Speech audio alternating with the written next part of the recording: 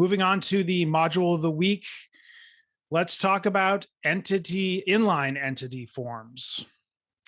Absolutely. Inline entity forms is a really useful module. It's in use by over 150,000 different sites.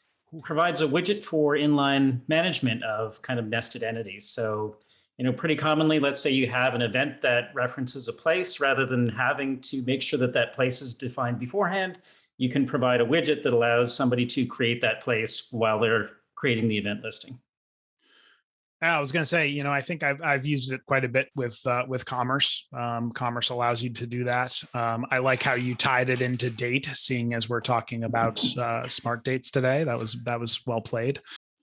I was going to say that it also allows you to reference existing entities. So the other really cool thing about it is, in the instance you mentioned, if the place already exists, but you need to update some information, you don't have to go find where that place exists. You can just be on the event and, tweak the phone number, address, or title, or whatever it is that you need to change. So you can also edit existing items.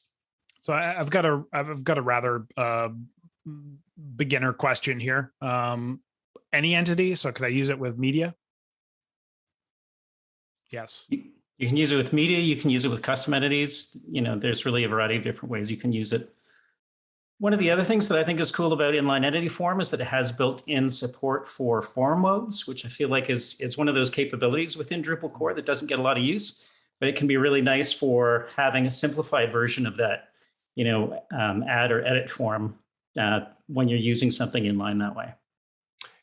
That's actually a good point. I think other than Media Library, which kind of pulls it out of the box and uses form display, I think inline entity form is the only time I've ever actually used custom form displays, other than customizing the default one that the node that the entity creation form is.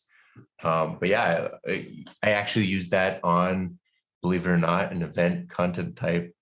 The client has a list of featured speakers, which for a variety of reasons aren't users. They're a content type.